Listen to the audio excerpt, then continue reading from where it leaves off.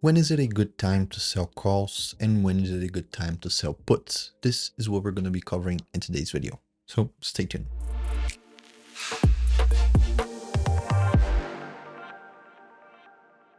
Hello, happy Monday. Welcome to another video. As I said in the beginning, when should you choose one over the other? Well, the answer might seem simple. When you believe the asset's going up, then you sell a put. When you believe the asset's going down, you sell a call. Long story short, this is it. So if you want to stop right here, thank you for watching. I'll see you in the next one. But if you want to get a little bit deeper in the technicalities and other more specific things, then stay tuned here and I'll show you a little bit more in detail what you could use to get a better chance of making profit, of succeeding into the strategy. So before I start, Bitcoin is 67K, almost 67K, just $20 off from 70K, and Ethereum almost at 3,500. So here, before we start, let me show you the options that I sold throughout the week, show the percentages that I'm making, which they are very, very good. And let's see how you can open these positions and have a win rate very, very high, very, very profitable. So if we go right here to trade history, you can see that since we launched the ability of selling options has been everything that I'm doing. So I've been selling options since July 11th, which is, I think, a day after we launched, available for everyone here to use. So we need to focus here on these numbers. The P&L, the ROI that I had for every strategy, for every position that I opened is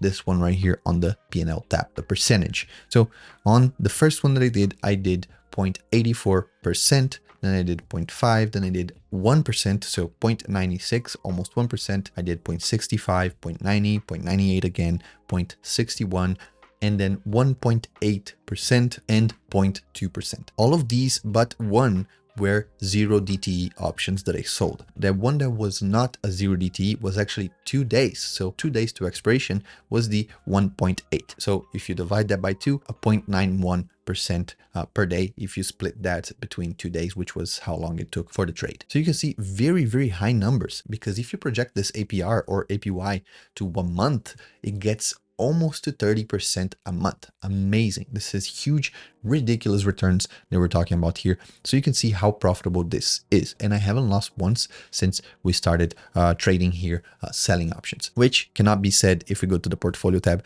cannot be said for my longs. Of course, we have the 2025 and late 2024 options. This one is in the red, but I don't think we'll stay in the red for too long. Then we have the July 26, which expires this week. We have the 3,500 for Ethereum and the 65,000 for Bitcoin. These two, I don't know if I'm gonna be able to even get break even with that, because they were out of the money for so long and Theta ate the premium so much. So I don't even know if I'll be able to make part of it back, but it is what it is. When I opened the position, I was aware of the risks. Then we have the September and December ones right here. On the copy trading, we are currently at 165% projected per year on the 0 DT option strategy. Here you can see the money that I deposited. We've already made $74, so 15% almost. And if we go to the earn tab here, things are looking a little bit better. I have 1, 2, 3, 4, 5 spreads, but one of them is for next year, so one of them is for 2025. Then we have all of the rests that are for this Friday, July 26. So you can see that I believe I'll be profitable for all of these. Bitcoin, Ethereum is at 34.69, and this one, the spread right here is at 3,500, and I think it will be above 3,500 by Friday. It needs to be 35.01 and I'll be profitable. So for this one, I'm not worried. So basically this is profitable for all the vertical spreads that I have here open. So let's talk about selling options. We go back here and we go to sell. You just toggle this and now we're selling options. What do we need to do to get the best ROI and to have the safest bet that we can do? Well, you need to balance one and the other, because you cannot choose high rewards and think it will be safe. No, you need to choose a balance between reward, a premium that is worth it for you, and a risk that is also worth it for you. Usually we take a delta between 10 and 15, but we have not implemented Greeks and IV here on the topics. Again, this is something that we need feedback to work on. So do you believe, if you are a beginner, do you believe that you need more data to open your positions? This personal opinion, I think yes. The more knowledge, the more data you have, the better choices you can do. And if you don't want to look at all the data that we can provide you with, you can just toggle on and off whatever tab we have to hide Greeks, hide IV, these sorts of things. But I need your feedback. So if it is something that you agree with me that we need to at least be able to see these information, so Greeks, volatility, and whatever are the information that you would like to see, let us know, because it is good for us to improve, to collect our feedback and improve on the protocol itself. But basically what we do, people who have been selling options for stocks, the most common strategy is to look at Greeks, and Delta is the first one of them. Since we don't have here Greeks, what we usually do while we also look at the Greeks is to set a percentage that we go above or under. That for me, Everton, it is 10%. So I usually go 10% out. It can be above or below depending if I'm selling a call or a put, but this is for weeklies. So for weeklies, I go 10% out. Is that always the case? No, that is just one of the things that I need to take a look at to make sure I'm choosing the right or the closest options to this criteria that I'm looking at. Let's say I want to sell a delta of 15, okay, and 10% range maximum. So let's say I find one that is delta 16, but it is 12% range. Well, am I not going to choose that one because it doesn't get the criteria? No, if it makes sense, then I get that. These criteria that I'm mentioning, delta, the difference in price from strike to current price, these are personal and they are just relative. You just need to have them as criteria to base your trade on. It doesn't need to be set in stone. You need to be a little bit flexible to choose one over the other, because again, you have to compare between selling calls, selling puts, see which one makes more sense. Another thing that I use is technical analysis. So it doesn't make sense to just say 10% up or 10% down if in the chart it looks ugly. It looks ugly on the call side or it looks ugly on the put side. So it doesn't matter if it is getting you a very juicy premium, but when you look at the graph, you're going to risk a lot because technical analysis says that it's going to correct, or it is showing a pattern that is usually very, very clear and usually makes for a very, very good entry. It doesn't make sense for you to risk it just because it is 10% above or 10% below if you're going with the same numbers that I am. So let's take a look at the charts and analyze it. So here, all this mess that you're seeing, I have Bollinger Bands here, I have moving average, I have exponential averages, I have a volume below there. Sometimes I use Fibonacci, I drag a lot of lines. You can see lines below for supports, lines above for resistances.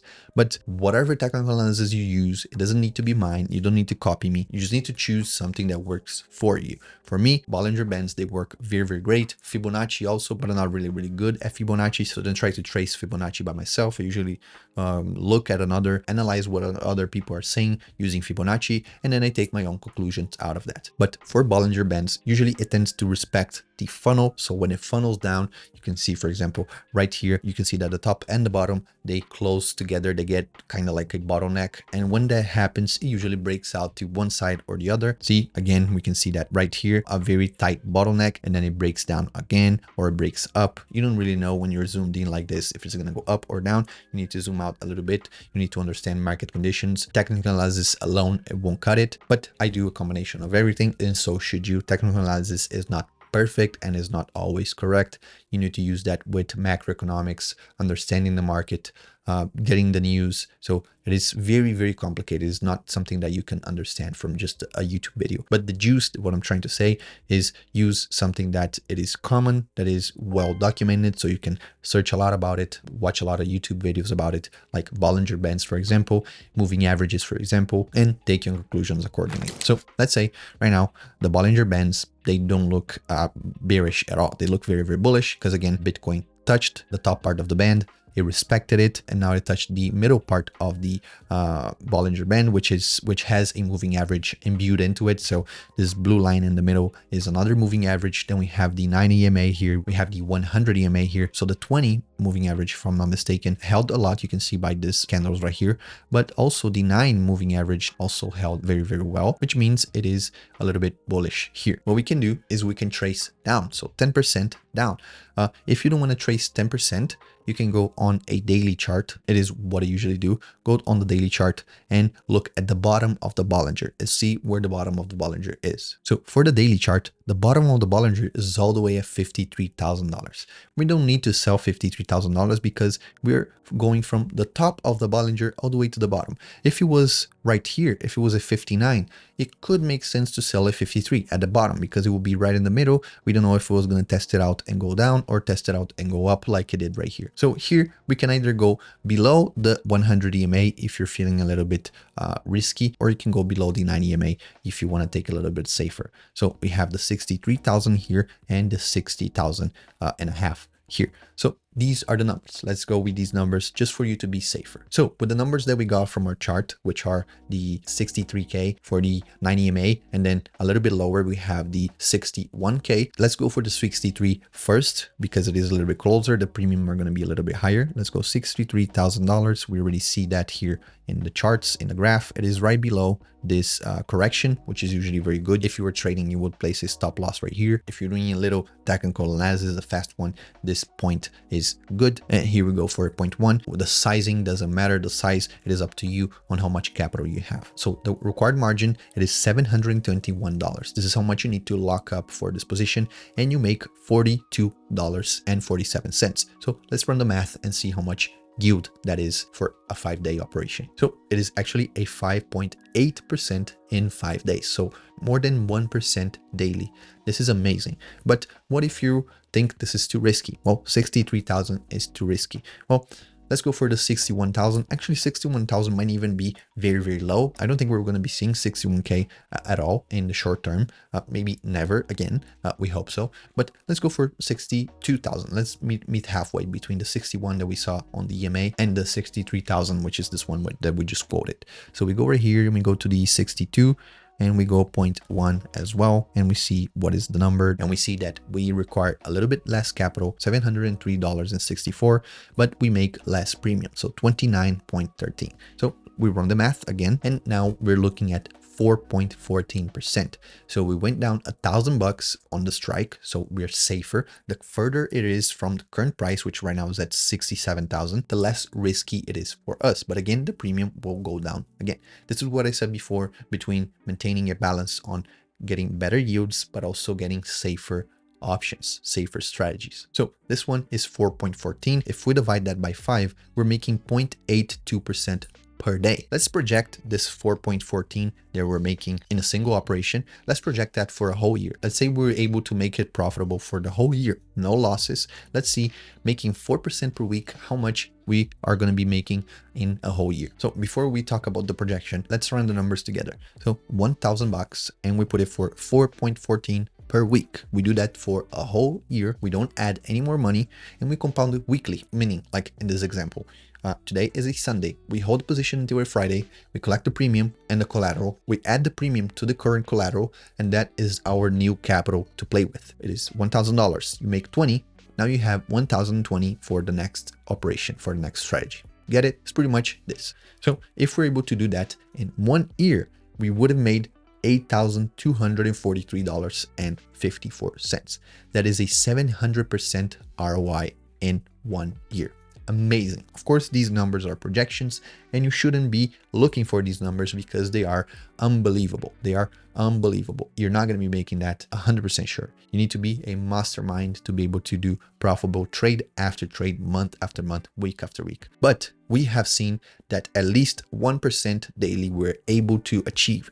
And if we're not compounding that, or if we're making less, let's say 0.5, 0.6% per day, and we're compounding that, we're looking at over 300%. So we're making almost 1% not compounded throughout the year, which is very good. Let me say that it is very good. If you're coming from stocks, 300% a year is unbelievable. It is crazy. It's a pyramid scheme type of investment. But if you're coming from the degen side of crypto, you know that people make 300% on a daily basis. They make 300% on a day, a single trade, a single meme coin can make 300% in a matter of minutes sometimes. So these numbers can be either too risky if you're coming from stocks, or too low if you're coming from the degen side of crypto. But if you're trying to maintain a good balance of having a healthy portfolio and grow it steadily throughout time, this is a good strategy for you. So let's go, since we don't have 62 and a half, let's go for the 62 and open this position. Now the yield actually went up a little bit more, $28. So we're going to click sell and do yes. And if we scroll down, we see the P&L is red because the bid and ask price, they usually have a difference, and the difference between bid and ask is called a spread, and that spread is what makes the P&L in the red in the beginning. But for me, I'm confident that we're going to be making that money. We're going to be collecting that premium, which was $28.56. So we can mark that on our charts. We can go right here and go closer to the 62, click right here. And we can also do the same thing with a vertical line. We can go for July 26 right here. We fix this one by clicking here and we put it at 62. There it is. So this exact point in the space-time is where we are profitable. So do you think this strategy makes sense? Do you think it doesn't make sense? Let me know in the comments, or let me know your numbers, your magic numbers, your formula that you use to open these positions. Again, for me, when we have delta, is delta between 10 and 15. I found 2 or 3 options that fits that criteria. Then I look at the charts, I analyze, make sure they are good on the Bollinger side, on the moving averages, on any other indicators that you use. And then I calculate the P&L, the ROI that I have to make sure it makes sense for me. And then I choose the one that I think it is less risky for my capital. So this is what we did. We can do the same thing for Ethereum. If you toggle here, Ethereum puts, we can do the same thing. Let's look at a 3100, July 26. Yes. So let's go for the 32. Yeah, 32, and we go for a point. Let's go for full. So for a full, we're actually making a good return here. Required 367 in margin, and we're making 17 bucks. So if we do the math, it's 4.65%. Again, very good ROI for the whole week. If you break it down on each single day, we're making good yield out of these options. I'm not going to open this, but this is a very good one. Actually, we have the capital. Let's open this one as well. Click right here. Bam, and there we go. We sold a 3,200 for Ethereum and a 62,000 for Bitcoin. So I hope this was insightful. Selling options seems very profitable, but a lot of people have hard time finding which options to sell. Again, we need your feedback regarding the Greeks, regarding IV, if we should show that differently, where should we show that? These things are for you, because at the end of the day, you're using Bitopics to make money, and we want you to make money. Because again, I'm a user, so I want to make money as well, and I want it to be as best as possible, as easy as possible, and as profitable as possible. So this is why we need your feedback. Let us know in the comments, what do you believe we should do? Where should we put these Greeks? How way should we present that to the user when he's opening the position? So thank you so much, and I'll catch you guys in the next video. Peace.